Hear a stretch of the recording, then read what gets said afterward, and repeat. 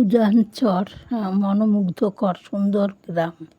মনোমুগ্ধকর উজানচর বাংলাদেশের রাজবাড়ির কাছে এই চর। এখানে অনেক মানুষ বাস করে। ঋতু অনুযায়ী ফসল ফলানো হয়। সারা বছর নদীতে জল থাকায় সব সময় ফসল ফলে। এখানে সাপের উপদ্রব খুব বেশি। এক চাষি বউ ক্ষেত থেকে তার রান্নার সব কিছু যোগান দেয়। বাড়িতে চাষি বউ ঘরের আশেপাশে লঙ্কা, বেগুন, পেঁয়াজ, আলু, রসুন সব চাষ করে। আবার খাবার কাজে ব্যবহার করে। ঘরে ছাগল, গরু, হাঁস পালন করে। এখানকার মানুষ অতিথিপরায়ণ।